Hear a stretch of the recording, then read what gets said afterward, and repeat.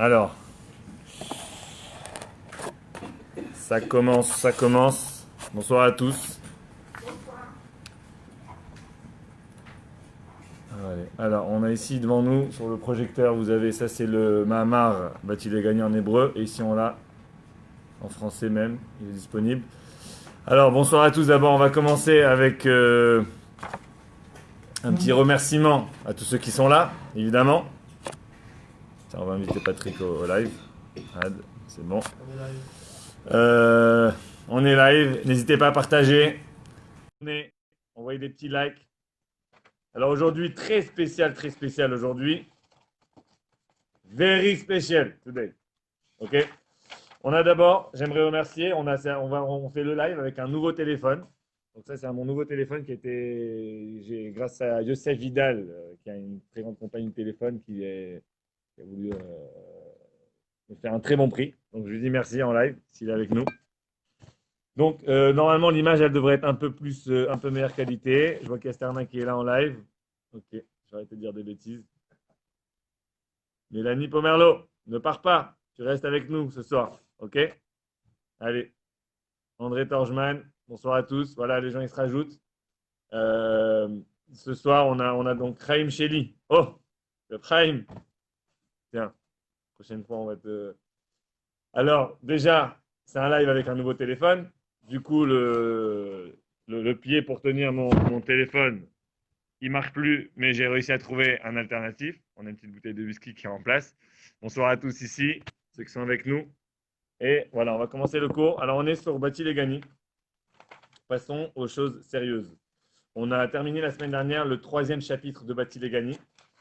Et aujourd'hui, on va faire, j'espère faire avec vous le chapitre 4, 5 et 6. Donc, on va faire 3 chapitres en un jour. Ça va être un peu speed. On va essayer quand même de respecter notre engagement. Je vais vous dire pourquoi c'est très important. Parce que la semaine prochaine, mercredi soir, c'est le jour de Yujvat. C'est quoi Yujvat? C'est le jour où le rabbi il a dit ce discours. Il y a combien d'années maintenant? De 1951. Hein, ça fait 70 ans? 68 ans? 68 ans? Non. 68, c'est bon. 68 ans, il y a 68 ans, le rabbi, qui était le gendre du rabbi précédent, il s'est assis et il a fait ce beau discours qu'on est en train d'étudier. Et dans ce discours, plus on avance, plus on remarque comment d'abord il est profond, comment il nous emmène depuis les cieux les plus hauts, mais jusqu'aux choses les plus pratiques. On va le voir justement aujourd'hui. Alors,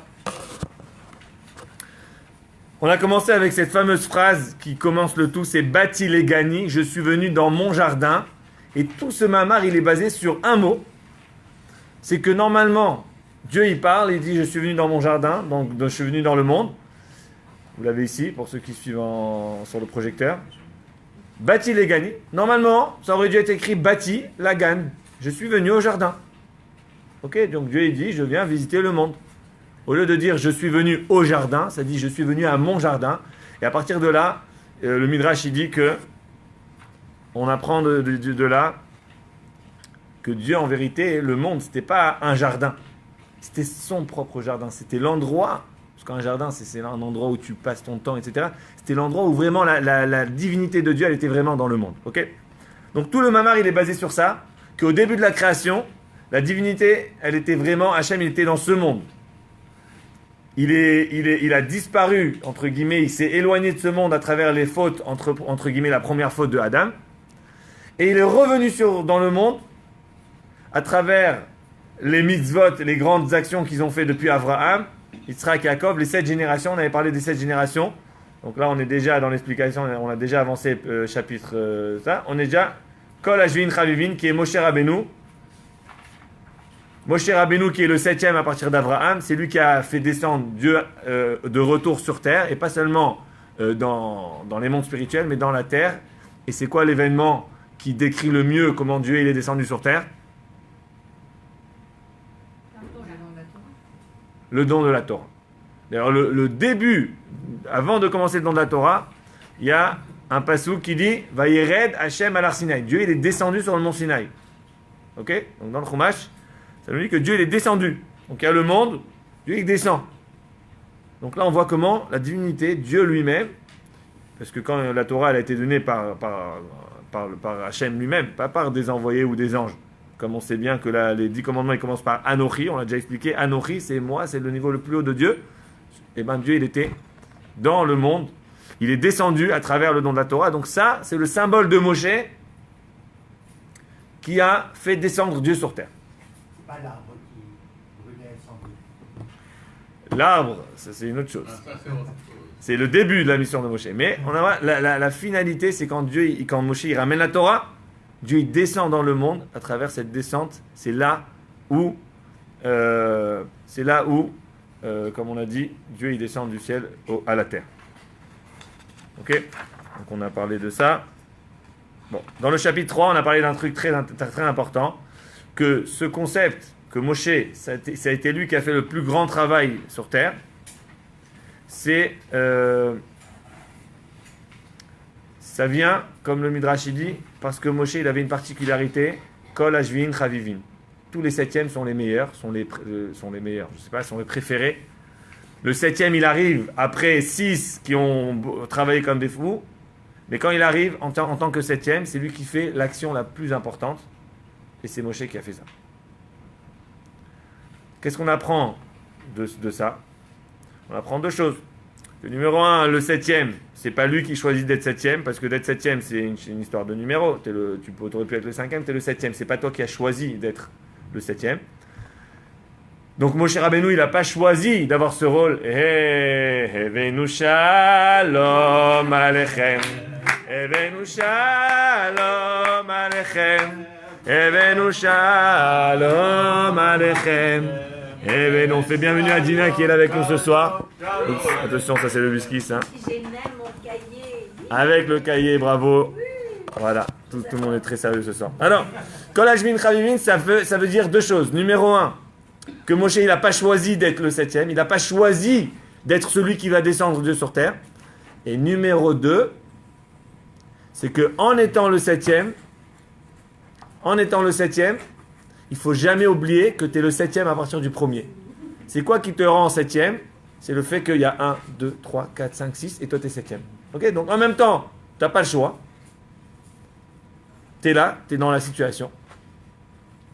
Tu as des gens, ils auraient aimé naître d'une autre famille, naître dans un autre pays. Tu es comme ça, tu es né là, tu assumes ta naissance. Tu es né, tu assumes ce que tu as. Et en même temps, il doit réaliser que pour atteindre son objectif, donc sa mission dans le monde, il ne faut surtout pas qu'il oublie ce qu'il a fait le premier, ce qu'il a fait le deuxième, le troisième, jusqu'à lui. Et dans le chapitre 3, on avait terminé avec une particularité d'Abraham, qui en vérité, Abraham, c'est le premier c'est le premier, donc Abraham le premier, et puis Moshe le septième. Moshe, en étant le septième, il ne doit pas oublier ce qu'Abraham, il est. C'est quoi? C'est qu'Abraham, dans sa tête, il a dit, moi, je fais, qu'est-ce que Dieu, il me demande. Et tout ça, c'est après. Après, là.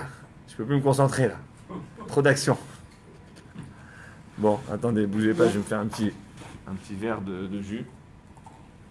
Bon. Allez, on va faire une petite bracha. Ok, donc. Alors, je vais vous raconter une petite histoire que j'ai entendue aujourd'hui. Hier. C'était une histoire intéressante.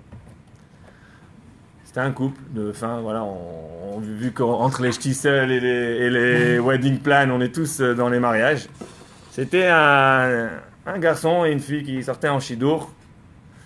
Et puis, bon, tout allait bien. Et ils se sont mariés. Et quand ils se marient, c'est vraiment un couple parfait, mais il y a un petit mystère dans le couple. C'est quoi? C'est qu'il y a une boîte comme ça, fermée à clé, une boîte comme ça de trésor, que la femme, qui appartient à la femme, chaque fois que son mari lui dit, qu'est-ce que tu fais avec cette boîte? Qu'est-ce qu'il y a dedans? Elle lui a dit, il y a une chose dans ma vie que je veux garder secret, c'est cette boîte.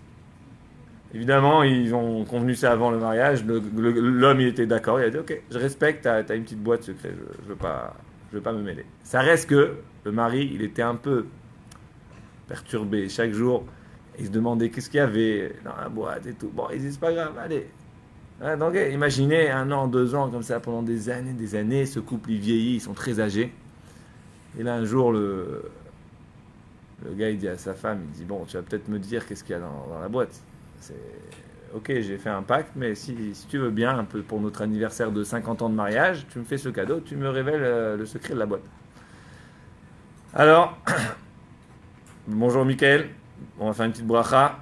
Baruch ata Adonai Eloheinu melech haolam she'akol nהיה bidvaro. Amen.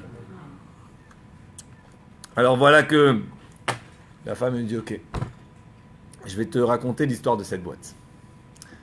Il dit, un peu avant mon mariage, ma grand-mère, avant de partir de ce monde, elle m'a appelé à son chevet, elle m'a dit, je sais que tu vas bientôt te marier, j'ai un cadeau pour toi de mariage. Et la fille, elle raconte, elle dit, quand ma grand-mère a dit ça, je m'attendais qu'elle me fait un cadeau incroyable et tout. Et elle lui offre 2 aiguilles avec une bonbonne de laine. Elle dit, voilà, tu vas prendre ça, ça va être ton secret. Chaque fois que tu as un petit frottement avec ton mari, chaque fois qu'il y a des petits moments un peu stressants, un peu énervants, un peu comme ça, tu te sens pas bien, au lieu de crier, de t'énerver et de faire, tu prends les aiguilles, tu commences à faire ta truc. Et elle lui dit, ben voilà. Elle ouvre la boîte, elle dit les 2 aiguilles, il y a les bonbonnes, et puis il y a 2 vestes comme ça. Le mari dit, waouh, ça c'est une grand-mère qui est très sage comme ça. T'imagines, le cadeau qu'elle a donné, c'est pour sauver un mariage. C'est incroyable. Et puis alors, il regarde la boîte, il dit, bon, ben, j'ai pas été si mauvais que ça, hein. Finalement, au bout de 50 ans, t'as 2 vestes. T'as pas tricoté. T'as pas beaucoup tricoté. Alors, la femme lui dit, c'est vrai, t'as raison, mais regarde en dessous de la veste, il ouvre, il y a une enveloppe. Il ouvre dedans, il y a des milliers de dollars. Il dit, c'est quoi cet argent? Il dit, ça, c'est toutes les vestes que j'ai vendues.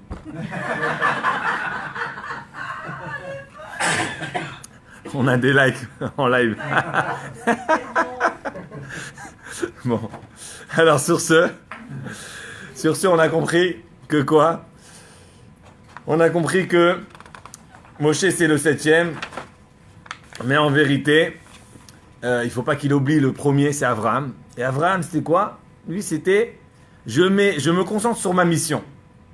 J'ai pas besoin. On avait comparé la semaine dernière avec Rabbi Akiva. Rabbi Akiva, c'était un grand sage que lui, toute sa vie, il a dit, j'aimerais arriver au niveau de donner ma vie pour Dieu. Abraham, il a dit, non, pas besoin. Si dans ma vie, je peux faire ma mission sans donner ma vie pour Dieu, tant mieux. Si j'ai des obstacles et je dois sauter au-dessus ou je dois passer par en dessous, je le ferai. Mais je ne vais pas chercher ces obstacles. Donc il y avait quelque chose dans Abraham très spécial. C'est quoi?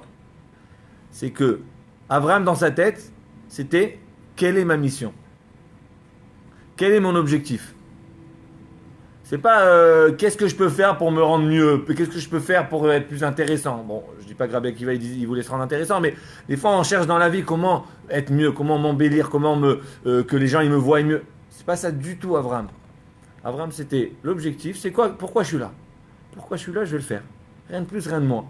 Si c'est facile, c'est facile. Si c'est dur, c'est dur. S'il faut risquer sa vie, s'il faut mourir pour le faire, c'est pas grave. C'est ma mission. Et donc ça, c'est le grand mérite qu'Abraham il avait. C'est sûr que nous, ça nous donne déjà trois petites idées en tête. Ok? On a dit première, c'est que quand tu es 7e, c'est pas toi qui choisis. Donc chacun dans sa vie, on a des choses. On vit dans un endroit.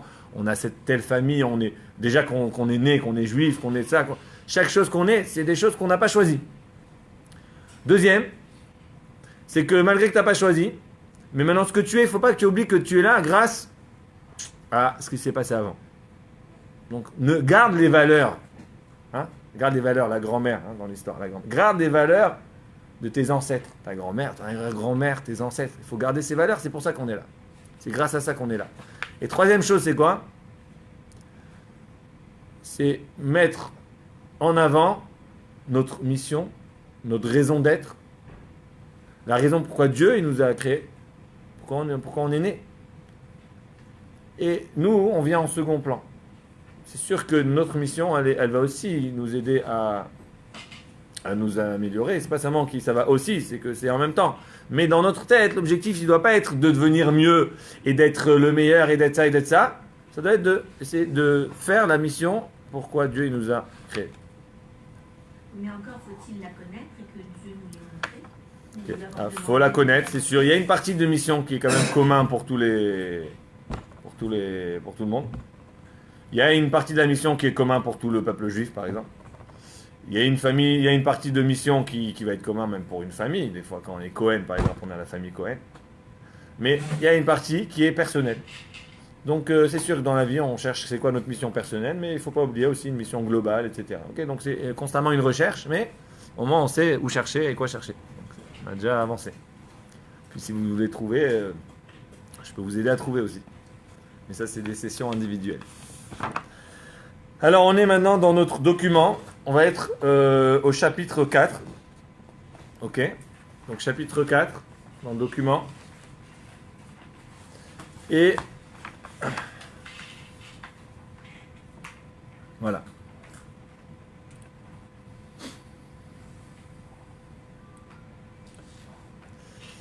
Ok, on explique comme ça qu'en vérité, nous on a parlé que Moshe Rabbeinu, il avait une chose qu'il a fait dans sa vie. C'était quoi? C'était de ramener la Torah dans le monde. Jusqu'aujourd'hui, quand on parle de la Torah, on dit Torah de Moshe. Moshe Emet ve Torato Emet. Moshe, il est vrai et sa Torah, elle est vraie. La Torah, c'est pas de Moshe, c'est la Torah d'Hachem. Comme ça, le Talmud, il dit, tellement qu'il a donné sa vie pour la Torah, on la nomme à son nom. Et d'ailleurs, tout celui qui donne sa vie pour la Torah, on va la nommer à son nom aussi. Mais il y a une deuxième chose que Moshe, il a fait. Et pas seulement c'est une deuxième chose que Moshe, il a fait, mais le Mahamar, donc le discours qu'on est en train d'apprendre, le Rabbi dit dans ce discours que la deuxième chose que Moshe a fait représente encore plus ce niveau de la Shrina qui vient sur terre. Okay, donc la divinité, Dieu qui vient sur terre, il est d'abord représenté par le don de la Torah, mais une deuxième chose qui est encore plus forte, c'est quoi? C'est le temple. Quand on dit le temple, il s'agit du tabernacle ou le temple, tout le concept de créer une maison, et même aujourd'hui c'est les synagogues, le concept de créer une maison pour que Dieu puisse résider, c'est d'où ça vient ce concept. Parce que Dieu il a besoin d'une maison. On n'a pas besoin d'une maison, des murs, des trucs. Nous on a besoin d'une maison, mais pas Dieu. Pourtant dans la Torah ça dit quoi? Ve'asu li mikdash, faites-moi un sanctuaire et je résiderai, ve'shachanti betocha, mais je résiderai parmi vous ou parmi lui, peu importe, on va parler de ce détail après. Donc la Torah elle nous dit Dieu il a besoin d'un sanctuaire, il a besoin d'un endroit pour résider. Faire des corbanotes. Mais ça c'est ce qu'on fait dans le truc, mais à la base de tout c'est quoi? C'est faites-moi un sanctuaire pour que je puisse résider. Donc Dieu il a besoin d'une maison en fait. Donc ça veut dire, c'est vrai, c'est étrange. Et c'est-à-dire que Moshe il a construit ce Mishkan, parce que Dieu c'est à Moshe qu'il a dit ce commandement. Et donc ce Mishkan c'est en vérité lui la source de tous les temples qui viennent plus tard. Que ce soit le premier temple, que ce soit comme j'ai dit même les synagogues, tout ce qui a un endroit physique où Dieu y réside, ça provient de la source, c'est Moshe Rabbeinu qui a construit ce tabernacle. Je vais vous dire ma perception. La maison, une maison, c'est pour réunir la famille. Maintenant, Dieu avait besoin de cette maison Pour réunir ses familles. Donc pas pour lui mais pour les autres. Ok, nous on va voir que quoi? Qu'en vérité c'est exactement ça. C'est que quoi? C'est qu'en vérité Moshe, son rôle, on a dit, c'est le 7e. Et le 7e, c'est quoi son rôle? C'est de descendre. On a dit, Abraham, il a fait descendre Dieu du premier ciel au deuxième. Après, Yitzhak du deuxième au troisième. Après, du 3 au 4, du 4 au 5, du 5 au 6, du 6 au 7. Et après, du 7e ciel, qui est en fait le premier à partir de la terre, le 7e ciel à la terre, de se réaliser. Oui, se réaliser. J'ai dû dire une phrase. D'ailleurs, je remercie Mendy Danov. Solide, ouais, solide. Mendy Danov qui m'a corrigé similitude et non pas similarité. Donc erreur que j'ai fait la semaine dernière. On va essayer d'améliorer, hein. On est tous là pour s'améliorer. Alors merci. Il faut lui dire qu'on est des Québécois et on parle comme des non, il faut qu'on parle bien. C'est vrai. Parce que les gens sur Facebook sont pas tous. Il faut respecter Il n'y a le. rien que le mot qui... C'est vrai que le contenu c'est le plus important, mais l'enveloppe aussi est très importante. Similitude et similarité, Ah, ça se ressemble. Donc vous dites que similarité, ça se dit aussi. bien sûr. Quelqu'un a une petite remarque sur ça? Parce que moi, on m'a corrigé la semaine dernière, on m'a dit qu'il faut dire similitude et non pas similarité. Michael Benitat avec nous toujours. Écris-nous quelque chose. Similitude ou similarité. Bon, on va voir, lui il est très bon en français. Alors, Dieu il a besoin d'un sanctuaire, d'un endroit pour résider. C'est quoi Moshe Rabbeinu en vérité, son but c'est quoi? C'est que la Shrina elle descend du 7e ciel à la terre. Et pour faire ça, il y a Matan Torah c'est numéro 1, mais numéro 2 qui est encore plus fort, c'est de faire un temple. Un temple c'est vraiment Dieu qui est là. D'ailleurs dans le temple, il y avait les miracles constamment, donc il y avait une présence de Dieu, tu pouvais venir et tu voyais Dieu. Tu ne voyais pas Dieu, mais tu le voyais avec tes yeux, pas tes yeux physiques, mais tu le ressentais tellement fort que c'était comme si tu le voyais. Ok. Et d'ailleurs, on va faire une petite précision. Ok. Alors, vous allez être sur le chapitre 4 dans la feuille. On a le numéro 1. Vous êtes avec moi? Chapitre 4, numéro 1. Le temple. Le temple, on a mis la révélation de Dieu était essentiellement obtenue dans le temple. Donc, Moshe Rabbeinu, il a fait beaucoup d'actions qui a fait ramener Dieu sur terre. Mais la chose essentielle qu'il a fait, c'est quoi? C'est construire le temple. Ok? Temple, tabernacle, c'est la même chose. D'ailleurs, en hébreu, tabernacle, on dit Mishkan. Et temple, on dit Mikdash. Et la Gemara, elle nous dit, les deux, c'est la même chose. Que Mishkan et Mikdash, c'est la même chose. Ok, maintenant, c'est quoi la deuxième phrase? Ils me feront un sanctuaire et je résiderai parmi eux. Au passage, c'était un des trucs qu'on avait parlé à la... Ouh là là, c'est chaud, ça c'est Christopher qui nous dit au revoir avec des petits likes. On avait parlé de ça à l'inauguration. Que Dieu dit, faites-moi un sanctuaire et je vais résider parmi vous. Donc à travers le sanctuaire, Dieu il est capable de résider dans nos cœurs, chez chacun de nous. Et le fait d'avoir un sanctuaire, ça aide que c'est plus facile que Dieu y rentre dans nos maisons. Ça c'est quelque chose de très fort. En tout cas, on avait parlé de ça à l'inauguration. C'est pas, on va pas trop s'étaler, mais vous comprenez l'idée. Le fait que Dieu il a demandé qu'on fasse un mishkan, un tabernacle, pour qu'il puisse résider, ça veut dire quoi? C'est-à-dire que Dieu maintenant il va passer du 7e ciel à la terre. Et quand Dieu il est à la terre, il est accessible pour tout le monde, pas que dans le temple. Tout le monde, il est accessible. C'est pour ça que quand Dieu il dit « fais-moi un sanctuaire », c'est pas pour résider dans le sanctuaire, parce que là tu limites Dieu, tu dis pour résider parmi vous. Parce qu'à travers cette descente, ce cran que Dieu va faire d'en haut en bas, à ce moment-là, il est accessible. Mackenzie, il est accessible à tout le monde.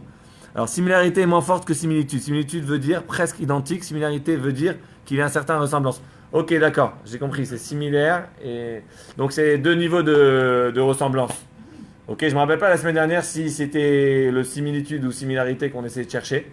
Mais en tout cas, pour celui qui m'a corrigé, non, c'était pas, ça méritait pas une correction. Non. Alors, bon, ok, donc là on a vu le temple. Maintenant, quand on a compris que Moshe il a fait deux actions. Numéro 1, il a descendu la Torah, donc il a fait descendre Dieu sur terre. Mais la Torah, ça reste quelque chose de philosophique. Donc c'est pas... Vous vous rappelez, on a parlé les semaines d'avant, que Dieu, que sa résidence, elle était dans le monde physique. Ok, donc quand tu parles de ramener Dieu sur terre, tu parles de ramener Dieu sur terre physiquement, dans des murs. Pas, parce que la Torah, c'est physique, c'est bien sûr, il y a une partie physique. Mais ça reste quelque chose d'intellectuel, ça reste une étude, ça reste quelque chose qui est quand même, comparé à une Mishkan, c'est plus spirituel que le Mishkan. Et Dieu, et Moshe Rabbeinu, première étape, c'est il fait descendre Dieu à travers la Torah. Et deuxième étape, c'est encore plus fort, c'est dans le sanctuaire. Dans le Mishkan, dans le temple. Ce temple, il est fait avec du bois, avec des choses, vraiment, c'est une maison. Ok ? Et là, c'est là le but de tout, c'est quand Dieu il revient dans le sanctuaire. Et là, on se pose la question, pourquoi c'est tellement important que Dieu il revienne dans un sanctuaire, qu'il revienne dans le monde physique, etc. C'est parce qu'en Égypte, les Juifs étaient éparpillés, ils ne savaient même pas où ils étaient. Ok. Alors, on se pose une question. Si tu compares par exemple, en hébreu on appelle le Gan Eden, le paradis, avec ce monde, c'est pas comparable. Ce monde, tu regardes les news, il y a constamment des trucs de fou tous les jours, c'est incroyable. Il ne faut plus regarder les news, il ne faut jamais les regarder. Et t'as ça. Bon, t'as de tout. Tu parles le paradis c'est que du bon, que du truc, que de la lumière, que du... Alors tu vas te dire quoi? Tu vas dire, si tu pèses les deux sur la balance, il n'y a pas à chercher, le paradis c'est beaucoup mieux. Malgré cela, Dieu il dit non. Dieu il dit, moi, je veux être là, c'est ici, ma demeure, c'est dans le monde physique. C'est quoi cette idée-là? Pourquoi c'est comme ça? Alors ici, on a, dans le numéro 2, le but de la création. Okay, ça, c'est un concept qui est discuté beaucoup dans les livres de Kabbalah, dans la Torah en général. Le but, tout le monde cherche le but de la création. Mais là, il y a une phrase très importante.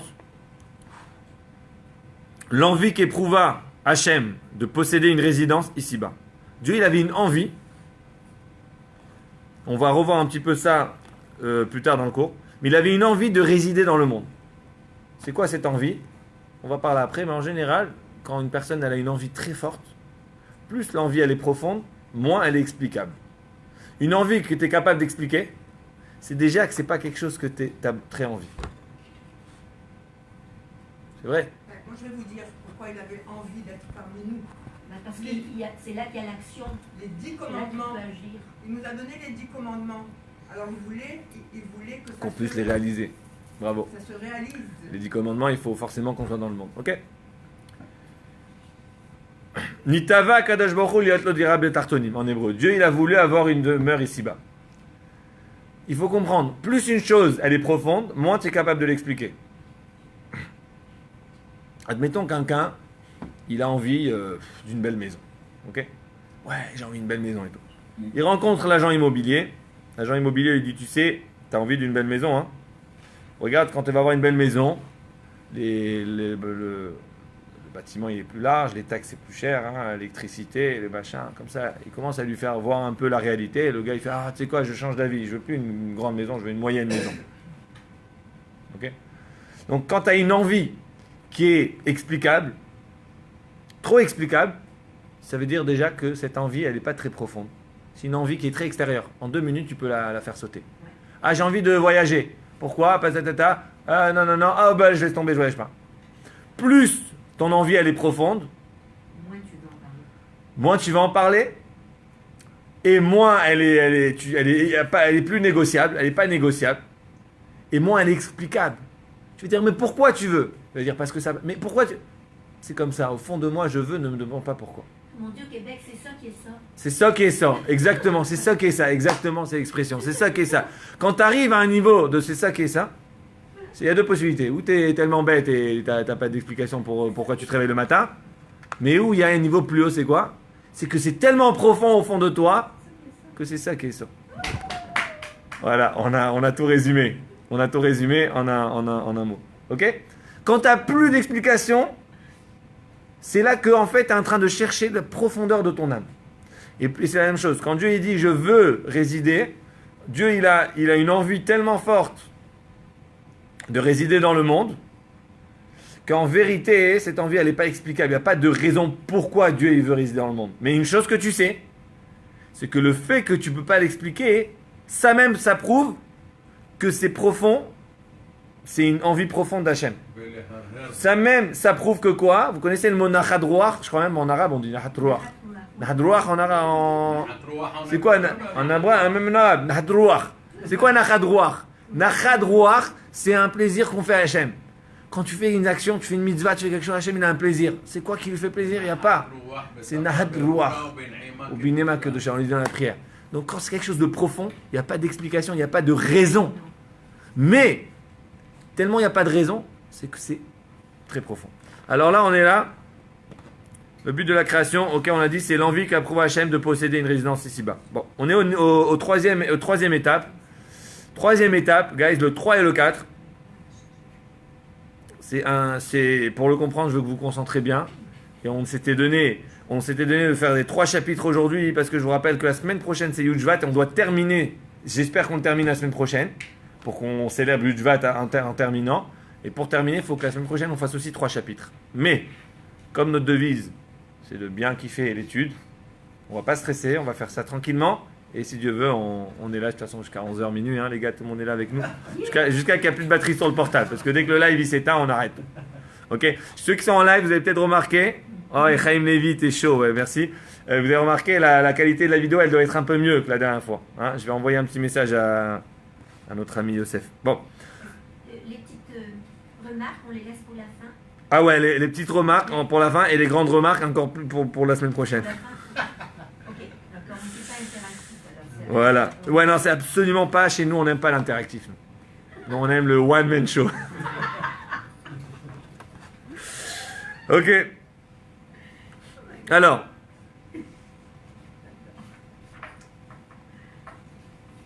Il y a un concept qui est très fort, c'est qu'on vient d'expliquer que le monde ici-bas, il est plus fort que le monde spirituel. Pourquoi? Parce que Dieu, il était vraiment ici. Ok, on avait parlé la semaine dernière qu'il y a 4 mondes spirituels. Chaque monde, il est plus spirituel que l'autre. Le monde le plus spirituel, c'est Hatzilut. Parce que Hatzilut, c'est quoi?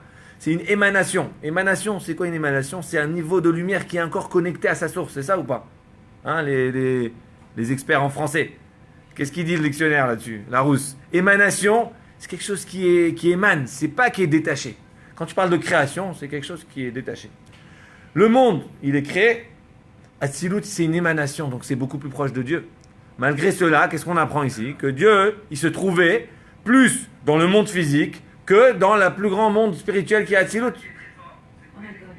C'est quoi l'explication? C'est quoi l'explication de ça? Alors il dit comme ça, on va le lire ensemble dans le 3. La logique derrière cette déclaration. Ok, donc cette déclaration, on parle de la déclaration du fait que le monde, il est particulier. On vient de ce qu'on apprend depuis avant, que le but de la création, c'est le monde, que le monde, il a quelque chose d'incroyable, qu'il n'y a pas quelque part d'autre. Vous vous rendez compte ce qu'on est en train de dire ou pas?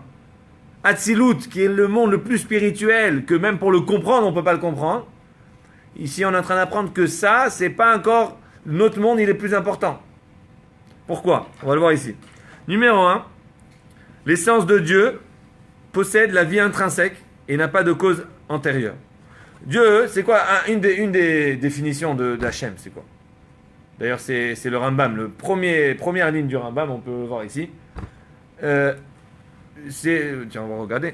Le Rambam, il dit, c'est quoi Dieu, Hachem? Il faut croire que Hachem, il n'y a personne qui l'a devancé. Il n'y a personne qui était avant Hachem. Personne qui l'a créé. Hachem n'a pas de départ. Donc il n'a pas d'autre cause. Voilà, là j'ai le Rambam avec moi.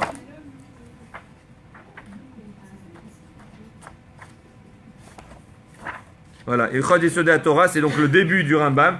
Il dit comme ça, Yesod HaYesodot, la base des bases, Ve'amud HaChochmot, et le pilier de l'intelligence, l'intelligence, pas d'intelligence, la sagesse, c'est quoi? L'Eda, She'esha Matsui Rishon, qu'il existe une existence qui est première. Dans le monde, chaque chose, elle vient de quelque part. Tu prends un verre, elle avait une existence avant, elle provient de quelque chose. Moi, je proviens de quelque part. Tout ce qu'on a autour de nous. Il y a une seule chose, pas une chose, mais une seule créature, même pas une créature. Il y a une seule, il n'y a pas de nom. Il n'y a personne qui l'a devancé et personne qui l'a créé, c'est Hachem, c'est Dieu. C'est pour ça que c'est Yud-He, Vav-He. Yudke Vavke. Bravo. Ah, tu te dis, mais avant. Non, tu peux pas. Ton cerveau, il est tellement limité, tu peux même pas comprendre qu'est-ce qu'il peut avoir avant. Ça marche pas. Hachem, il n'y a pas avant. Hachem. Ok? Donc, ça veut dire que Dieu, le fait que lui-même, il a en lui cette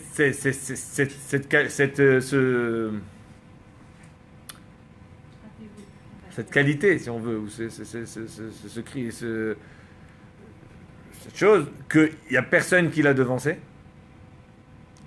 il est capable de créer quelque chose aussi qui va croire qu'il existe tout seul. Je vais expliquer ce que ça veut dire. Une des grandes différences entre la création, je vois qu'il y en a qui font des yeux un peu comme ça, là. J'ai dit une phrase qui était un peu hors contexte. Non, je vais expliquer. C'est quoi la différence entre création et émanation? Émanation, ok, on va prendre par exemple la lumière du soleil. Quand tu vois la lumière, automatiquement tu sais que le soleil est là, n'est-ce pas? Quand il fait nuit, il n'y a pas de soleil. Quand il fait jour, il y a du soleil. Est-ce qu'il y a un moment où dans ta vie où tu as dit, ah, il y a une lumière, c'est parfait, quelqu'un t'a dit, il est où le soleil? Tu dis, moi, je ne crois pas au soleil. Parce qu'il y a les nuages. Imagine, il y a les nuages. Des fois, ça arrive, hein, il y a plusieurs journées de nuages. Bon, il fait jour un peu quand même, hein, et il y a un peu de lumière. Le gars, il te dit, mais d'où ça vient cette lumière? Tu dis, il n'y a pas de source. La lumière, c'est la lumière. Mais d'où? Il n'y a pas. Tu dis, mais oui, il y a un soleil. Non, tu ne vois pas le soleil, il n'y a pas. Ça n'existe pas. Pourquoi? Parce que la définition d'une lumière, c'est quelque chose qui révèle sa source. Quand il fait jour, tu sais que quand il fait jour dans la chambre, tu sais que tu as allumé la lumière. Quand il n'y a pas de lumière, tu sais que c'est éteint. Ok? Donc la lumière qui se trouve ici devant nous, elle provient de l'ampoule qui est au plafond. Mais pas seulement elle provient de cette ampoule, c'est qu'au moment de son existence, elle est en train de dire, hé, c'est l'ampoule qui me fait exister. Hein, c'est un peu... Ça marche ou pas? Donc c'est l'idée d'une émanation. Une émanation, une lumière, c'est quelque chose qui constamment atteste sur sa source. Il n'y a pas un moment où il va être indépendant, il va dire moi je suis autonome. Il n'y a pas. Coupe un fil, il n'y a plus de lumière. Tu coupes le fil, il n'y a plus rien. Ça c'est simple. Une création, c'est quoi une création? Dieu il a créé le monde. Yesh me'ain, ex nihilo.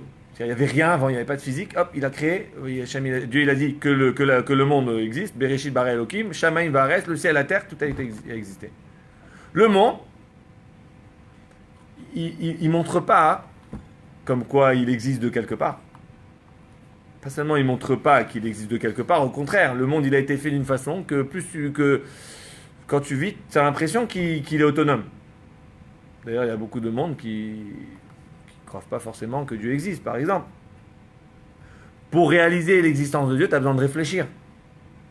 Tu as besoin de te dire, mais Dieu, mais s'il n'y a pas Dieu, d'où ça vient le monde? Après, on te dit, bah, il y a le Big Bang. Après, tu dis, mais le Big Bang, ça prend.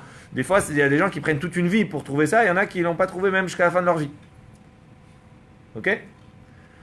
Donc, la différence, une des grandes différences entre création et émanation, ou lumière, c'est qu'une lumière, sa définition, c'est, entre autres, de révéler la source de la lumière. Donc constamment quand tu la vois, tu réalises qu'elle a une source. Il n'y a pas un moment où elle va avoir elle va être autonome ou détachée de sa source. Ça marche pas.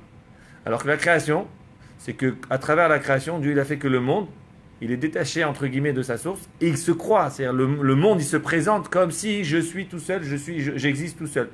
Personne m'a créé. Ça c'est l'image que le monde il donne. À tel point qu'il y en a qui croient à cette image et il y en a qui doivent réfléchir longtemps pour arriver à une conclusion que cette image n'est pas vraie. Mais le fait que le monde il donne cette image, que je n'ai pas de cause antérieure, je n'ai rien qui me précède, ok? Donc ça c'est un des critères de ce monde-là. Et qu'est-ce qu'on apprend ici? On apprend que Dieu, comme lui-même, il n'a personne qui le précède, il est capable de créer quelque chose qui a l'air qu'il n'y a personne qui le précède. Je ne sais pas si vous avez compris. C'est-à-dire qu'en vérité, le fait que le Dieu, il n'a personne qui le précède, c'est comme une force qu'il a en lui. Et cette force, il la redonne. Il peut, à travers cette force, créer quelque chose et redonner cette force à l'autre. Maintenant, cette force, elle va s'exprimer d'une façon différente. Mais c'est pas grave. C'est un caractère, c'est une idée qui est la même. Chez Dieu, c'est positif parce que vraiment, Dieu, personne ne le précède. Dans le monde, c'est pas vrai. Dieu, il le précède, mais c'est pas grave. Dieu, il a rentré dans la création que le monde, il pense que personne ne le précède. Mais si Dieu, il y avait quelqu'un qui le précédait, lui-même, il n'aurait pas pu. Tu ne peux pas donner à quelqu'un ce que tu n'as pas toi-même. Ça va, un peu philosophique tout ça? Ok? Bon, rappelez-vous d'une chose, c'est important de comprendre ça, c'est quoi? C'est que puisque Dieu, il n'a rien qui le précède, il est capable de créer un monde qui a l'impression que rien ne le précède. C'est bon? Alors si on regarde maintenant le numéro 3 dans notre brochure, la logique derrière cette déclaration. L'essence de Dieu possède la vie intrinsèque et n'a pas de cause antérieure. Donc Dieu lui-même, il n'a rien qui le précède. Elle seule, donc on parle de la lumière, est donc en mesure de créer à partir du néant absolu. Il n'y a que Dieu qui est capable de créer du néant. Pourquoi? Parce que puisque lui, il n'a rien qui le précède, donc il peut créer quelque chose qui n'a rien qui le précède. Donc tu crées quelque chose du rien. Moi et vous, on a tous quelque chose qui nous précède. Du coup, ce qu'on va faire dans notre vie, on va seulement prendre des choses qui existent déjà et les transformer. On ne va pas pouvoir créer. Dieu, il n'a rien qui le précède. Il est capable de faire quelque chose qui crée quelque chose qui n'a rien qui le précède. Voilà. Tachat Hashemesh, c'est-à-dire depuis que Dieu il a créé le monde, il n'y a plus de Chadash. Donc Dieu, lui, il a pu faire du Chadash. Dieu, il a pu créer quelque chose de nouveau, vrai nouveau. Nous, on ne peut pas. Chaque fois que tu dis le mot nouveau, en fait, c'est un mensonge. J'ai un nouveau manteau, manteau. C'est pas un nouveau manteau. C'est une laine qui vient de truc, que ça vient de truc, et que ça vient de truc, et que c'est rien que depuis que Dieu il a créé le monde, c'est rien qu'un résultat de tout un circuit. C'est pas nouveau. Chaque fois que tu dis le mot nouveau, c'est en fait c'est un mot emprunté. C'est pas le terme absolu. Le terme absolu de nouveau, il n'y a que Dieu qui peut l'utiliser. Comme il a dit Isaac. En kol chadash tachat Hashemesh. Ok? On continue. Numéro 2. Atzilut est égal dévoilement de ce qui est caché, niveau inférieur. Bon, ça, je vais sauter cette ligne. Rien que c'est pour. Enfin, je ne vais pas la sauter, on va l'expliquer rapidement. Il explique qu'en vérité, Atzilut, vu que c'est une émanation, donc il y a quelque chose qui le précède. Et donc, ce n'est pas le plus haut niveau. Le monde, qui a rien qui le précède, parce que c'est un yesh me'ayin.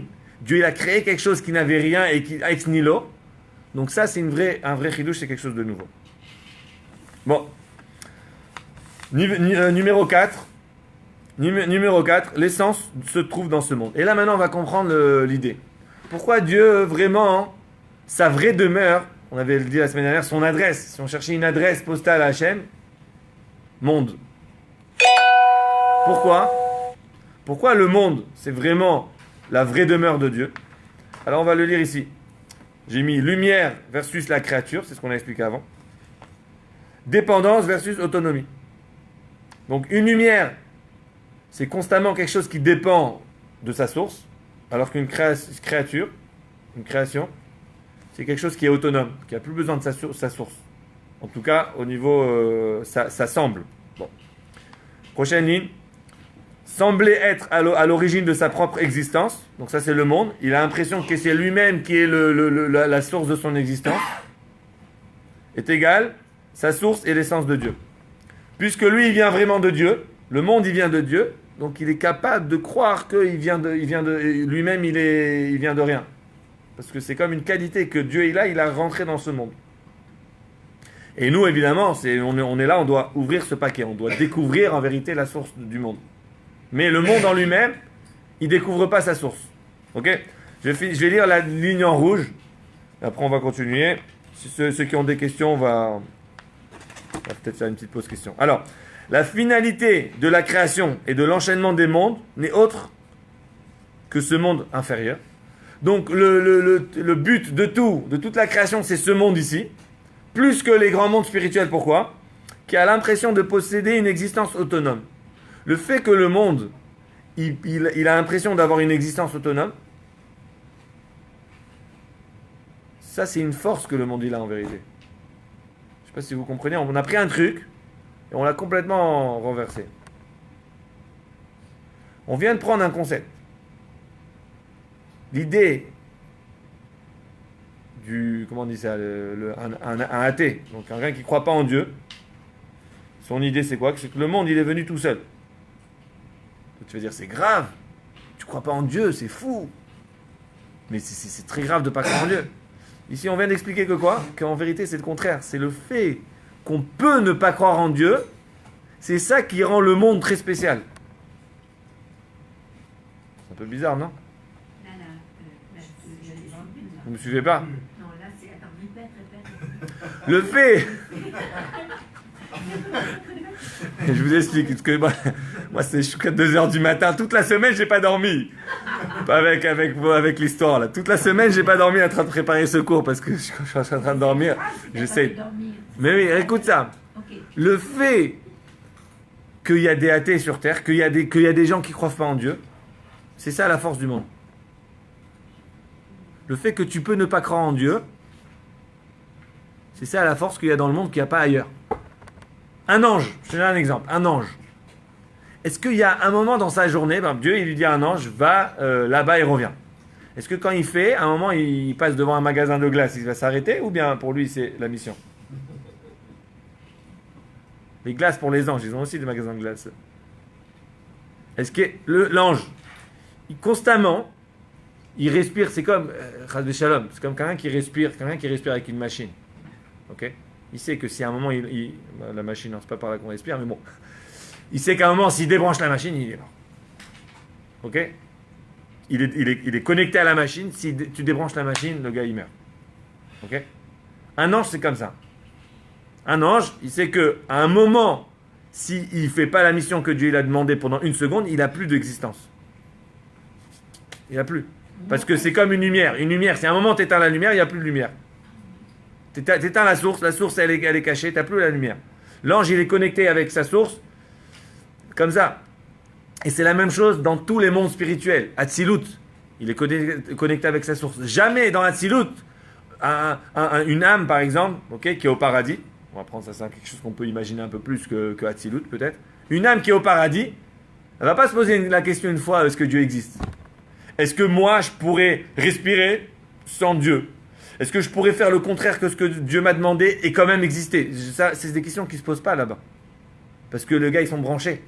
Ils sont branchés, ils savent que dès que tu débranches, tu t'éteins. Il n'y a pas.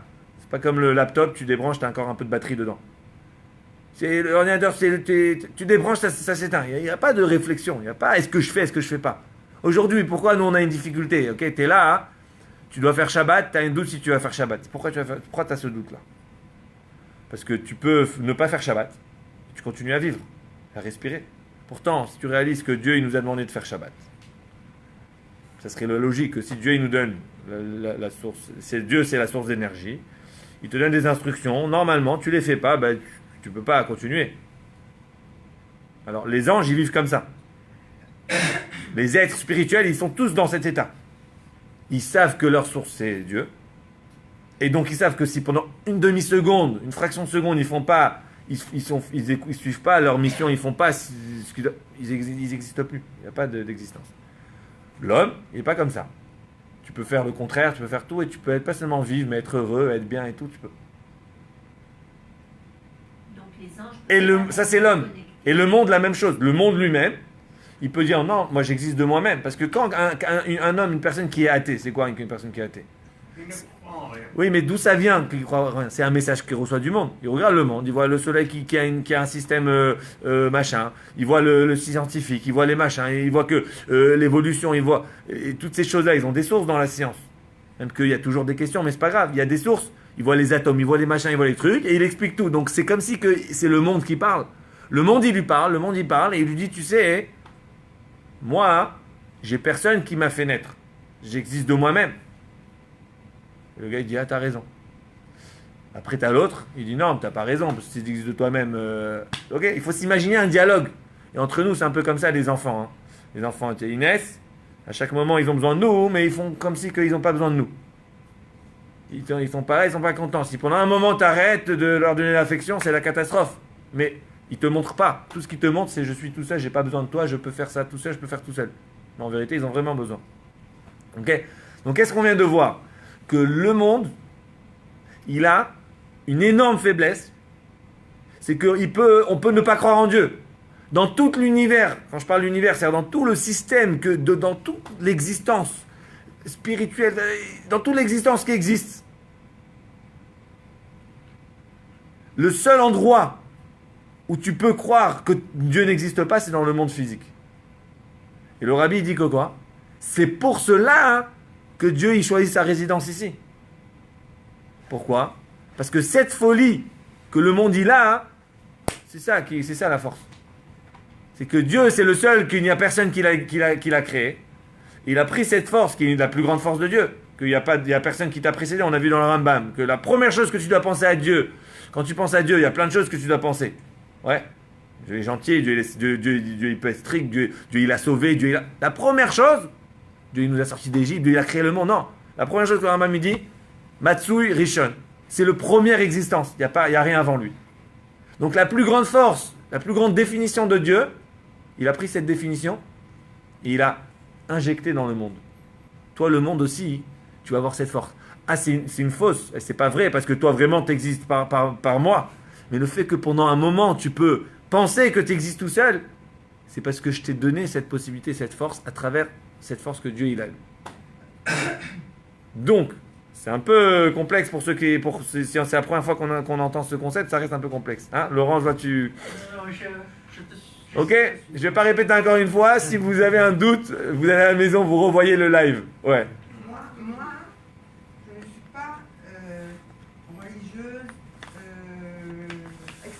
Moi non plus. Ok. Bon. Moi, je suis pas religieux. Et puis, je me demande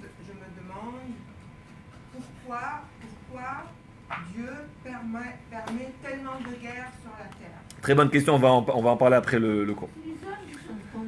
Dieu, il... Ok, donc qu'est-ce qu'on a vu? On a vu que... Je répète ou ça va? Et après les gens ils me disaient, tu répètes un peu trop ce que tu dis. Ouais. Ah, vas-y, alors toi dis. Alors vas-y, explique. Si t'as compris, explique. Bon, en forme. En feu, c'est 2009, le feu. Bon, 2019, moi je suis de 2009. J'ai oublié le 1. Ah, là c'est Hachem. Voilà, tu vois, quand on devient un peu trop... on oublie Hachem. Non. 2019. Ok? Donc, ça veut dire, on est à 2. 2, c'est toi et Hachem. 0, c'est quand toi tu te sens rien.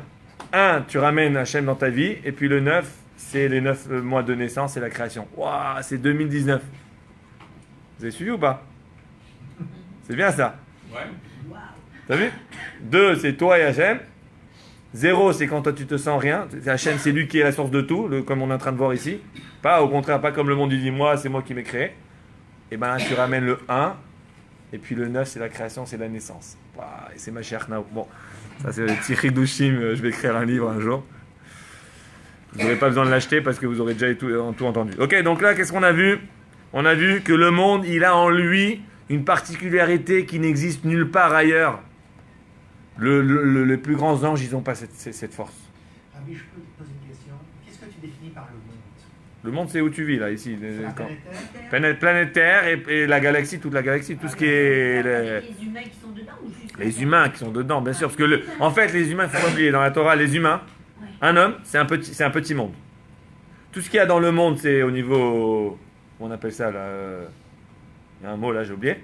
Et puis, ça se retrouve au niveau un peu plus petit dans l'homme. Ok, donc, on parle du monde, il faut imaginer l'homme aussi. C'est la même chose. On a dit l'homme, il peut aussi... Alors, les animaux, Hein, comment? C'est un macrocosme. Macrocosme, moi je crois que c'était ce mot que je cherchais. microcosme. T'as microcosme et macrocosme. Ouais. Microcosme et macrocosme. Donc macrocosme et microcosme. Voilà, donc c'est ça. Donc quand tu parles du monde, tu parles de l'homme, tu parles du monde, tu parles de l'homme, c'est la même chose. Ok? Maintenant on est au chapitre 5. Je respire un peu après le chapitre 4. Je vous dis, ça c'est un chapitre qui m'a coûté dormir à 2h du mat. Ça. Ok? Bon. On est là. C'est une mélo, ok? Si ceux qui veulent l'hébreu un peu, ils disent regardez, je peux vous lire un peu en hébreu, vous allez... Une petite phrase ici en hébreu, on l'a sur le projecteur. Ça, c'est les mots du texte, ok? Je veux le faire et on va passer au prochain chapitre juste après ça. Même que ça, on va se répéter un petit peu. Nimtza. Nimtza, ça veut dire conclusion. Donc ça, c'est tout le chapitre. Conclusion du chapitre, c'est quoi? Mouvan, on comprend. Shakavana babria. Ok. Shakavana babria. L'intention de Dieu lorsqu'il a créé le monde. Vishtashelut et tout l'enchaînement des mondes spirituels et tout. Eno bishvil olamot elyonim. Ce n'est pas pour les mondes spirituels. Shinyanam giluim. Parce que là-bas, c'est une émanation de Dieu. Donc ils n'ont pas une force. Et c'est juste, ils dépendent de Dieu à chaque moment. Ki im akavana olam azatarton. L'intention de Dieu quand il a créé le monde, c'était vraiment pour ce monde. On est ici là. C'est vraiment pour ce monde à Tarton en bas. Comme il a dit Laurent, de quoi on parle? On parle de ce monde en bas là, que tu vas au travail tous les jours, que tu traverses la route, t'as les feux rouges, t'as les machins, la neige, tu déblayes, tout ça. Chez Nidmelo, chez No Giloui, qui masmi. Il semble, Nidme, hein, c'est quoi Isaac en hébreu? Nidme. Nidmeli.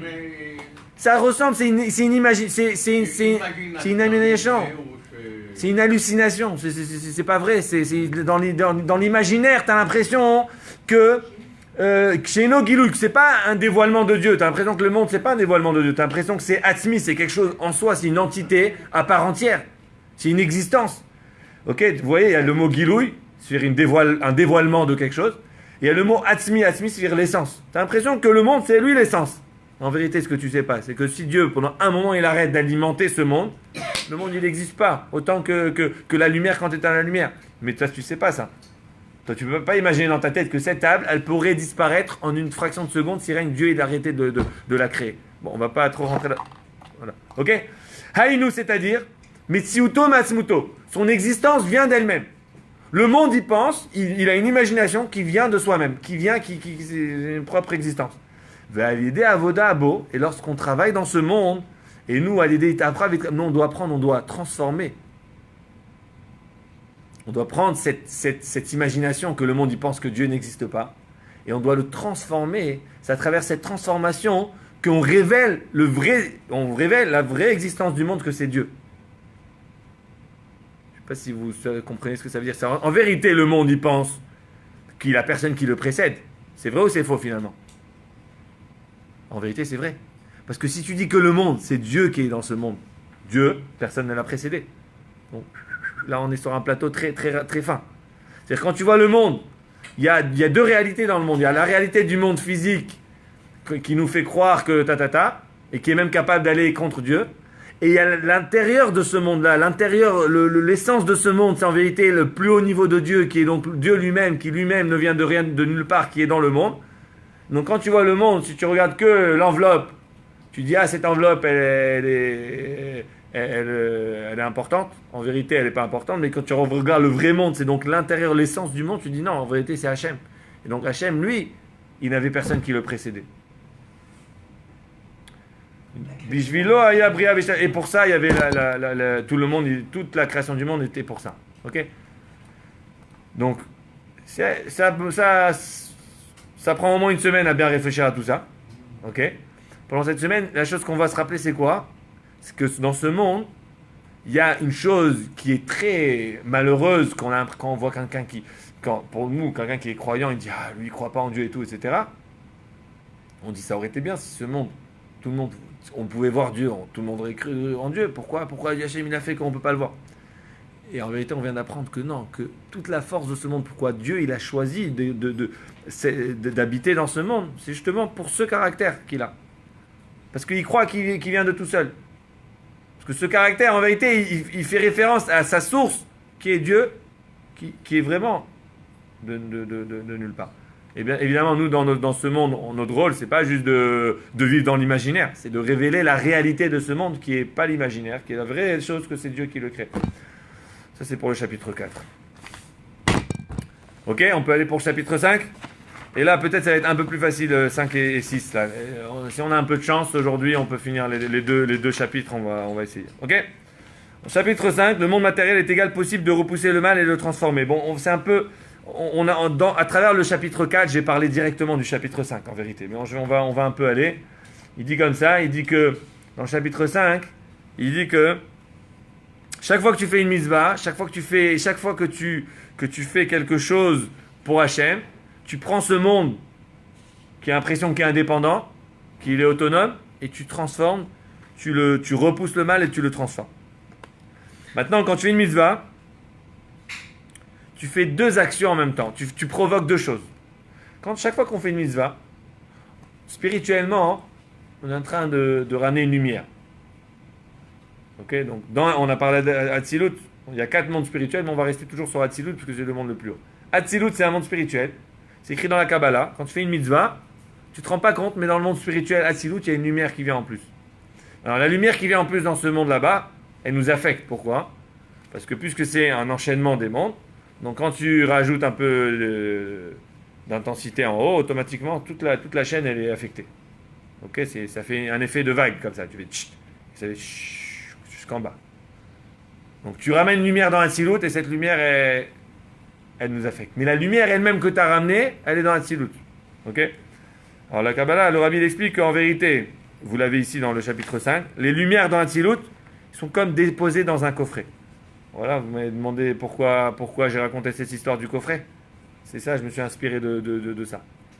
La lumière dans Atzilut, en vérité, elle est comme posée dans un coffre. Et Dieu, il va nous la donner, nous la faire descendre dans le monde vraiment quand Mashiach il va venir. Chaque mitzvah qu'on fait, on est en train d'alimenter un coffre. Des fois, on ne voit pas. Ok, des fois, par exemple, tu fais tes lim.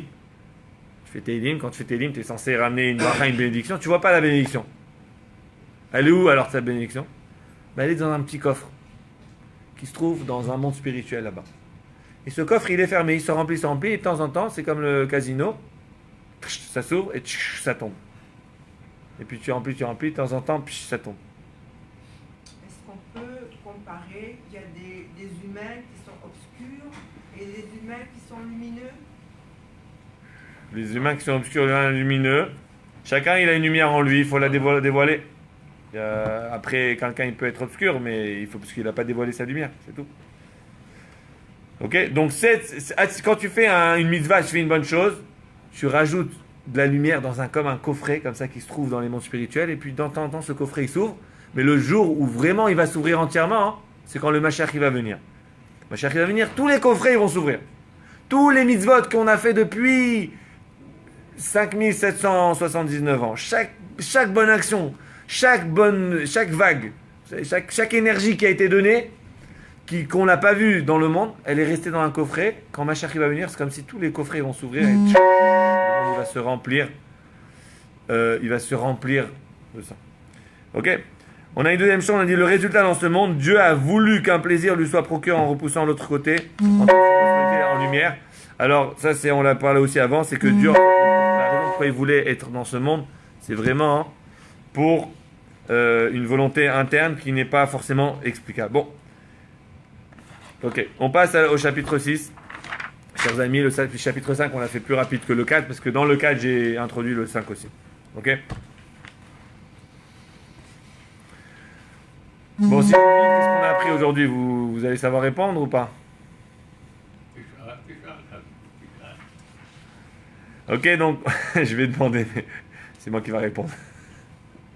Ok, donc on vient d'apprendre que Moshe Rabbeinu, c'est lui qui a ramené Dieu dans le monde physique. Que le monde physique, c'est le top, le number one. C'est la plus grande chose. Ah, Dieu, on ne le voit pas, mais c'est justement pour ça que c'est la plus grande chose. Et Moshe Rabbeinu, c'est lui qui a été capable de réaliser le potentiel du monde à travers deux actions. La descente de la Torah, mais une deuxième chose encore plus forte, c'est la construction du temple, et que Dieu l'a vraiment, physiquement, il réside dans le monde. Il y a eu des miracles qui se passaient à chaque seconde. Bon. Maintenant, au chapitre 6, on va prendre cette histoire-là, et on va voir comment, à travers ce temple, nous, aujourd'hui, on est capable d'apprendre comment réaliser nous. Ok, Moshe Rabbeinu, c'est Moshe Rabbeinu, c'est Moshe Rabbeinu, c'est moi, je suis pas Moshe Rabbeinu. Est-ce que moi, je suis capable de faire ce que Moshe Rabbeinu, il a fait, d'après vous? Bon, moi, peut-être oui, mais vous, non, je regarde. Est-ce que chacun de nous, il est capable de faire ce que Moshe Rabbeinu, il a fait? Non, on n'est pas capable. On peut pas. Est-ce qu'on a le potentiel vraiment de faire descendre Dieu de refaire un matin? Je suis pas sûr qu'on ait vraiment un potentiel, parce qu'on a dit Moshe, c'est le 7e. Nous, on n'est pas le 7e de Abraham. On est le 7e. On a d'autres. Moshe, à sa naissance, déjà, il avait une mission. Bravo. Il est né, c'est écrit Kitov. La lumière, la chambre assez. Donc, nous, on ne peut pas se comparer à Moshe. Par contre, le Rabbi nous dit, on doit s'inspirer de Moshe. Et dans nos têtes, on doit dire, je veux devenir Moshe. Jamais tu deviendras Moshe. Donc, toute ta vie, tu vas dire, je veux, pour quelque chose que tu n'auras jamais. Mais c'est pas grave. C'est pas grave. Pas tout ce que tu veux, tu vas l'avoir. Ça s'appelle de l'ambition. Voilà. C'est bien ou c'est pas bien? Oui. T'es ambitieux? Il faut avoir. Il faut avoir. Toi, tu dois chercher à ressembler à Moshe. C'est pas grave. Chaque pas que tu fais, c'est si tu es en train de réaliser ta mission, et tu t'approches de Moshe. Et c'est quoi Moshe? Alors là, on va analyser un peu Moshe, ce qu'il a fait. La dernière fois, on avait analysé Abraham. Là, on va analyser Moshe. Mais surtout, pas Moshe, on va analyser le Mishkan, donc le temple, le sanctuaire, le tabernacle qu'ils ont construit dans le désert. Ouais.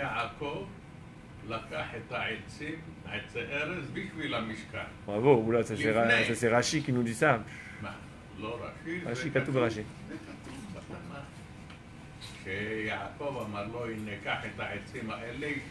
Et là-bas, tu vas construire le Mishkan. Bravo. Alors, c'était du bois. C'était quoi comme bois? Erez. C'était du cèdre. Alors, le mot en hébreu dans la Torah, hein, c'est le mot shittim. Alors, on va lire ensemble dans le chapitre 6. Est-ce que tout le monde a tourné la page? Donc, on est bien. Le timing, il est bien.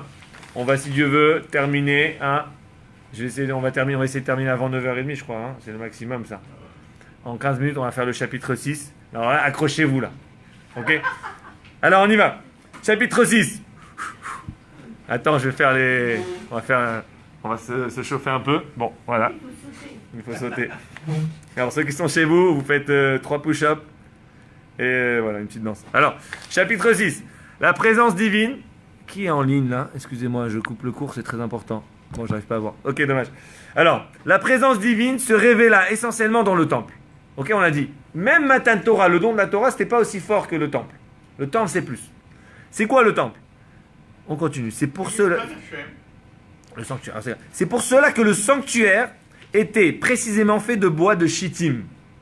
En hébreu, Le bois de shittim. En hébreu, le cèdre, tu peux appeler ça erez. Et puis il y a shittim.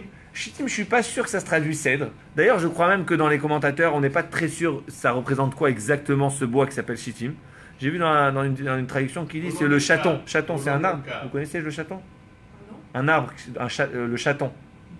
Je sais pas. J'ai vu dans une traduction, peu importe, le shittim, si je me trompe pas, les commentateurs ils sont pas très sûrs si c'est le cèdre ou un différent bois. Mais ce qui va être important ce soir, c'est pas qu'est-ce que c'est le shittim, c'est le mot en hébreu shittim, on va le prendre et on va, grâce à ça, apprendre une leçon très importante. Ok? Le mot shittim. Shittim en hébreu, qui veut dire le bois de shittim, il peut vouloir dire aussi quelque chose d'autre. Il peut vouloir dire aussi shtut, qui veut dire la folie. Alors je vais vous mettre ici même en français, vous allez pouvoir le voir en français. Voilà.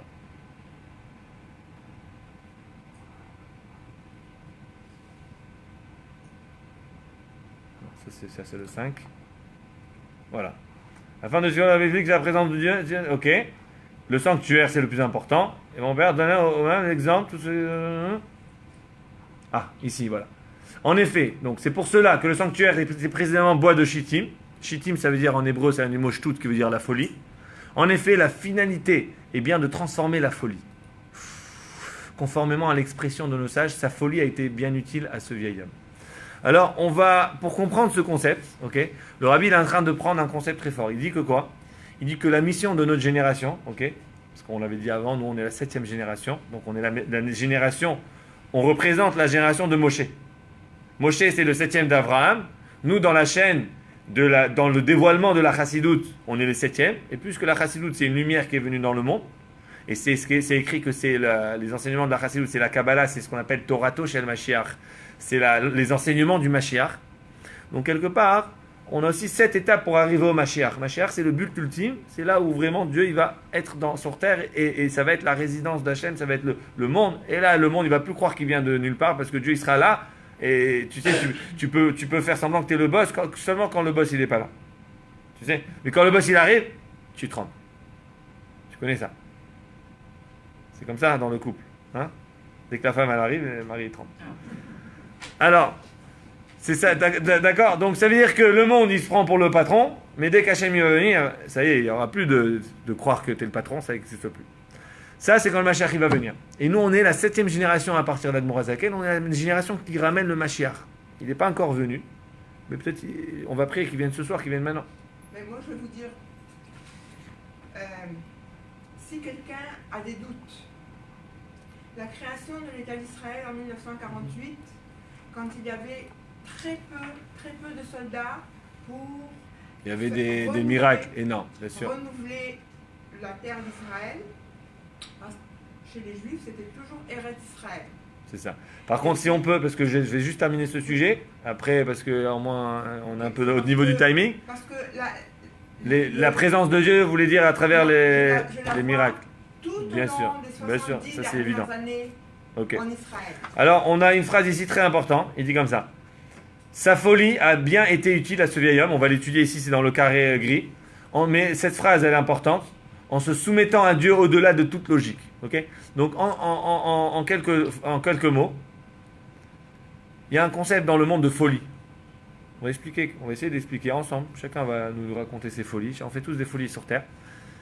Et il y a les folies négatives, mais il y a aussi les folies positives. Et le Mishkan, qui était fait en bois de shittim, en bois, le mot shittim veut dire bois de shittim, qui est un arbre, mais veut dire aussi folie. Ça veut dire quoi? C'est-à-dire que l'idée du Mishkan, c'était de prendre ce bois, de prendre cette folie, et de la transformer et de faire une folie pour Dieu. Avant de trop rentrer dans le sujet, on va rien que lire cette histoire, mais par contre, elle est en anglais. Je vais la mettre ici. Je l'ai imprimée en anglais, mais bon, pas grave, hein, on aime bien les anglophones, nous aussi. C'est une histoire qui est racontée dans le Talmud. Je vais la dire en français, mais voilà, vous l'avez sur le truc. C'est une histoire avec Rav Shmuel bar Rav Yitzhak, un Tana, donc un grand sadique. que lui, une des grandes mitzvot qu'il aimait faire, c'est de réjouir Khatan Kala. Vous savez que quand il y a un mariage, tu vas au mariage et tu danses, c'est une grande mitzvah que tu fais. C'est vrai ou pas? Ouais, oui. Laurent, c'est quand la dernière fois que tu as dansé à un mariage? Il y a très très Il y a longtemps. Ouais. Alors, il y a une grande mitzvah de danser à un mariage. D'ailleurs, Bezrat Hashem, peut-être que bientôt on va avoir célébré un mariage ici. On sait jamais. On a, si Dieu veut, on n'annonce rien pour l'instant. Mais ça veut dire que ça, c'est une très grande mitzvah.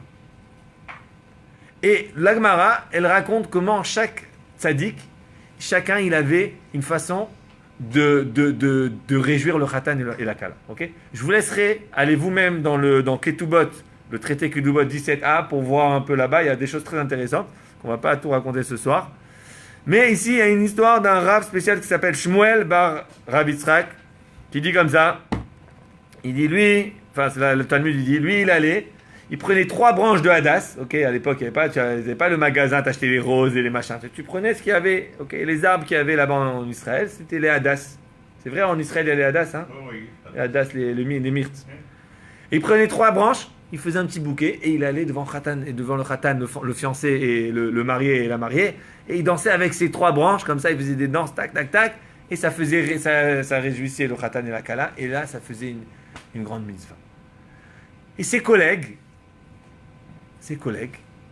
ils lui disaient, Rabbi Yitzhak, Rabbi Shmuel, qu'est-ce que tu fais? Arrête, tu nous fais honte. Tu prends 3 branches et tu commences à faire ça comme ça devant tout le monde. Arrête. Il lui dit, non, moi j'aime réjouir le khatan kala, mais t'es un grand sadique. Les gens, ils vont dire quoi? Le rabbin, il vient avec 3 branches, il fait n'importe quoi, il se roule par terre, c'est les chassidim, ils font les coulées comme ça. Ils font une cabriole par terre, et tu fais le fou. Ça se fait pas, t'es un grand sadique, toi. Et lui, c'était son mitzvah, il adorait faire ça. C'est quoi la suite de l'histoire? Vous l'avez ici? Vous l'avez ou pas? When he died, le jour où il est mort, qu'est-ce qui s'est passé? Il y a un pilier de feu qui l'entourait. Personne ne pouvait s'approcher de lui. Quand il meurt, tu dois t'occuper de lui.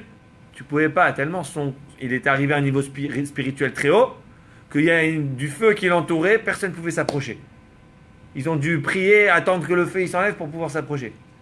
Et ils ont dit comme ça, dans la Gemara, ça dit, qu'à l'époque, aujourd'hui je ne sais plus si ça existe, mais à l'époque de la Gemara, il dit dans chaque génération, tu avais 1 ou 2 tzaddik qui avaient ce mérite d'avoir du feu autour de lui quand il mourait. C'est raconté sur Rabbi Shimon Bar Yochai au passage. C'est une histoire connue. Rabbi Shimon Bar Yochai, quand il est mort, le Rabbi Shimon Bar Yochai, c'est lui qui a écrit le Zohar, donc le livre de Kabbalah, le livre de base de Kabbalah. Quand il est mort, les gens ne pouvaient pas rentrer dans sa maison.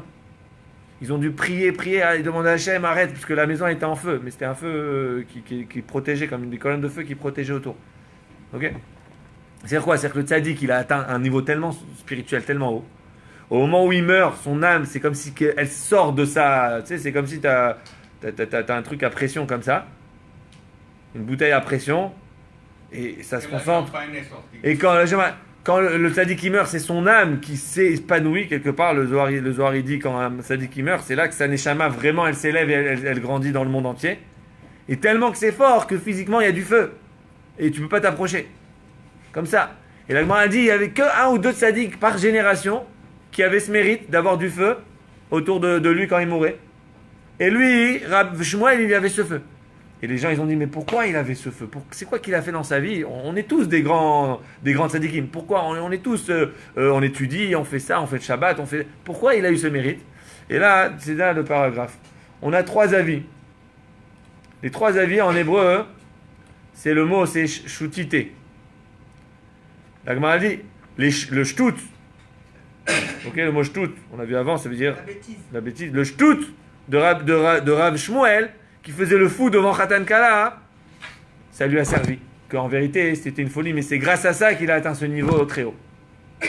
Alors ici, il y a 3 explications. Il dit, ou bien, shutite, c'est le mot branche. Branche, en hébreu, c'est aussi shutite, c'est aussi le mot branche. Donc les 3 branches qu'il a tenues pendant qu'il dansait, c'est ça le mérite qu'il avait.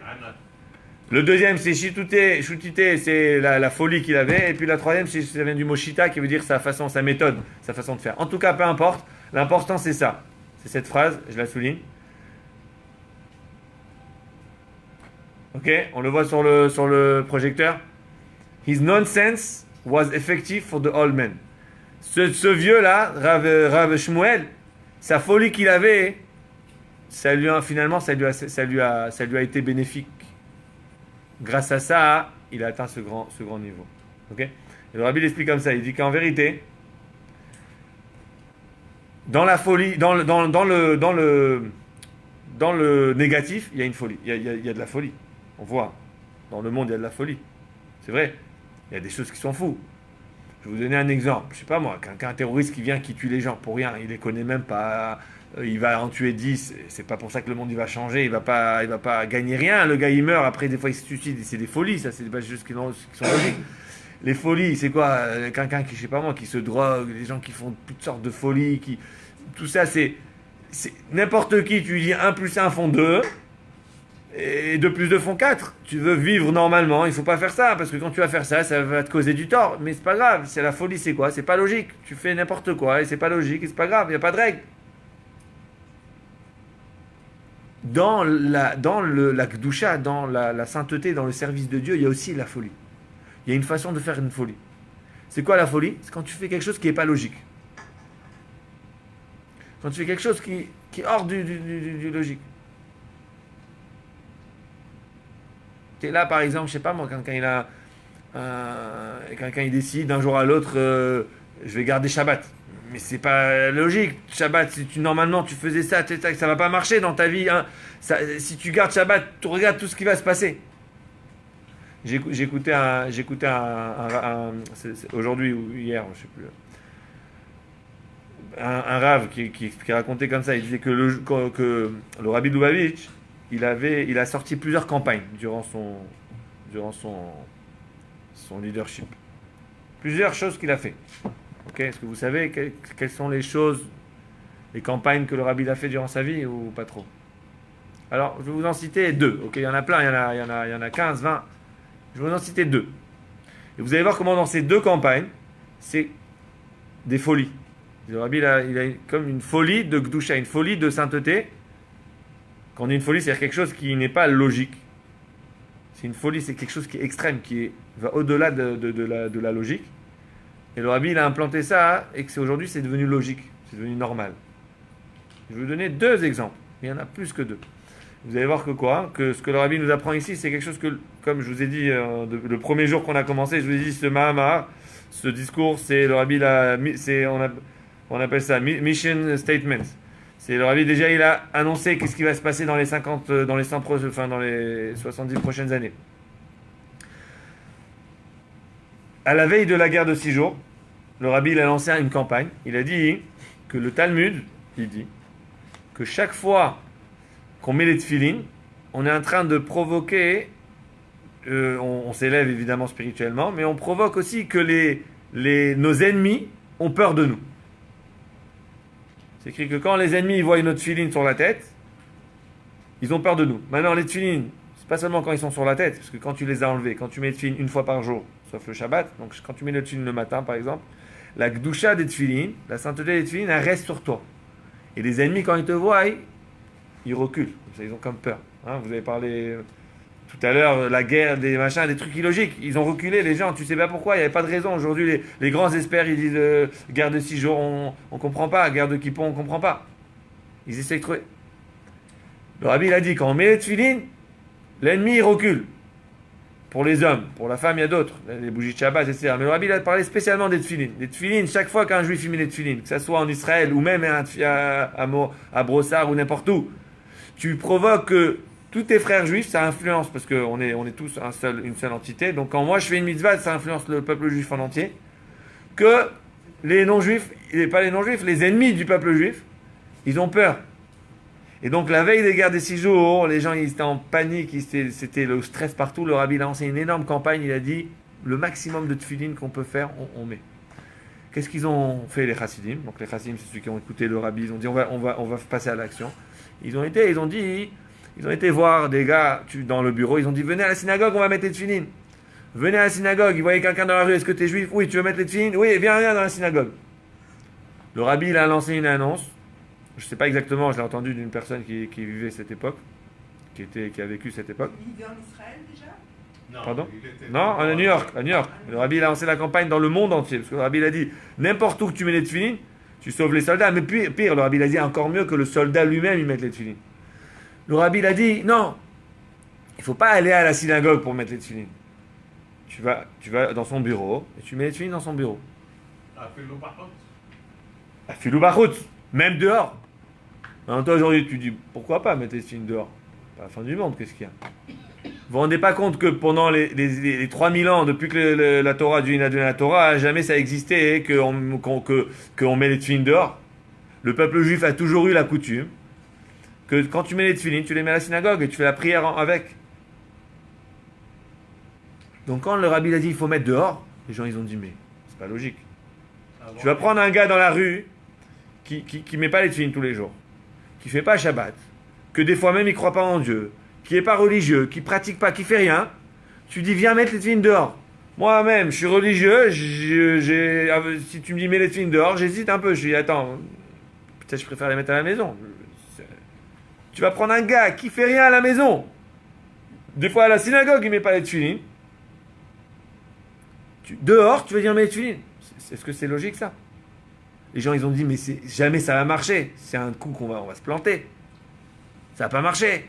Tu vas être dans le bureau, le gars tu dis dans le bureau. Mais non, je suis au bureau, c'est pas le moment de mettre les tefilines. Viens, la semaine prochaine j'irai à la synagogue, on mettra les tefilines. C'est pas quelque chose de logique. Le rabbi a dit il faut demander les gens, pas leur dire viens à la synagogue mettre les tefilines. Où ils sont tu mets. Et les gens ils sont comme ça partis. Et les gens, t'es juif, tu mets des tefilines, oui, dans la rue, machin. Moi personnellement, jusqu'à aujourd'hui, bon, je n'ai pas souvent l'occasion de mettre des tefilines aux gens dans la rue aujourd'hui. Mais quand j'étais barreau, j'étais un peu plus jeune. J'ai encore des souvenirs dans Brighton Beach, là-bas à New York, à côté de Crown Heights. On allait, des gars dans la rue qui passaient, on posait des tefilines sur une voiture garée comme ça, et on mettait. Une fois, il y avait une manifestation à Washington, ça je vous parle, il y a 15-18 ans. Ok, il y avait une très grande manifestation, vous allez peut-être vous-même vous rappeler de quoi ça parle. Ça fait 15, 16, 17 ans de ça. Ou 18 ans, 17-18 ans, une grande manifestation à Washington devant la Maison Blanche, vous savez, le grand parc devant la Maison Blanche, qui était pour supporter Israël. C'était un moment un peu chaud, là, politiquement et tout. Pas de la crise du 9/11? Non, ça c'est après ça, 9/11, non? It was in 2001, September 11. 2001, j'ai l'impression que c'était avant 9/11. Je crois que c'était... Ouais, Ou après. il a fait la deuxième Ou peut-être édition. après, je sais pas, c'était un truc, mais il y avait des temps, moi j'étais, c'était une journée, il faisait très chaud. Je sais pas, je me rappelle, on a pris des bus, on est parti de New York, on a été avec les tefilines, mais t'es dans la rue, t'as même pas opposé les tefilines. Alors je disais à un copain, attrape les tefilines, mieux que ça, il y a un copain, il a mis les tefilines sur lui comme ça, ils étaient ouverts, même pas pliés, il les a mis sur lui comme ça. À la limite, c'est pas trop respect pour les tefilines, tu les as pas pliés, il les a mis comme ça, comme une écharpe, il venait aux gens, tu veux mettre les tefilines, tiens, tac, tac, tac. On était peut-être 100, on a 2 bus, on est parti, ou 3 bus, je sais pas, on était peut-être 150. Bon, chacun a dû mettre peut-être 80, 50, peut-être il y en a qui ont mis 10, 50, entre 10 et 80 paires de tefilines dans la journée. Fais ça fois 150, ça fait combien? Une moyenne. Et on n'était pas les seuls, il y avait d'autres. Une folie, c'était un truc. Tu vas me dire, mais ces gens-là, ils n'ont pas besoin de venir à la manifestation, d'être devant la Maison Blanche pour mettre des tefilines. Qu'est-ce qu'il y a? Tu as des synagogues partout aujourd'hui. Mais c'est ça la folie. La folie, c'est que c'est pas la logique. La réponse à la folie négative, c'est pas la raison. La raison, ça contre la raison. Quand c'est l'impureté qui est raisonnable, c'est quoi une impureté raisonnable? Il y a une impureté raisonnable. Qui cherche la perfection, qui cherche, tu prends, je sais pas moi, le communisme. C'est une impureté, c'est une catastrophe, mais raisonnable. On veut l'égalité, on veut... Il y a une raison derrière, c'est pas juste on veut faire des fous. Il y a une raison. Alors toi, tu réponds avec la raison. Tu dis, mais non, regarde, ta raison, elle n'est pas bonne parce que moi, j'ai une raison qui est plus forte que ta raison. Mais quand en face de toi, tu n'as pas une raison, tu as une folie. Aujourd'hui, ce qu'on a, c'est une folie qu'on a devant nous. Pas besoin d'expliquer pourquoi. Rien ne fait du sens. Plus rien ne fait du sens. Plus rien. La réponse à ça, c'est une autre folie. Et tout ça, on l'apprend de quoi? Du temple, du Mishkan. Que le Mishkan, il était fait avec le bois de Shittim. que Moshe, ça a été le premier qui a pris le bois, donc il a pris la folie, et de cette folie, il a rendu un sanctuaire pour Dieu. Donc nous, on doit prendre cette folie, on doit le transformer et le rendre un sanctuaire pour Dieu. J'ai un exemple, les tefilines, mais il y en a plein. Je voulais en donner deux, mais pas pour aujourd'hui. C'est peut-être une bonne façon de répandre le judaïsme. C'est pas une bonne façon, c'est la façon. C'est le Rabbi l'a dit, nous, maintenant qu'on est les 7e, on est comme Moshe qui a transformé la folie pour faire un temple, nous, on doit prendre la folie pour faire un temple. La semaine prochaine, guys, il est un peu tard. La semaine prochaine, on revient sur ce concept de la folie.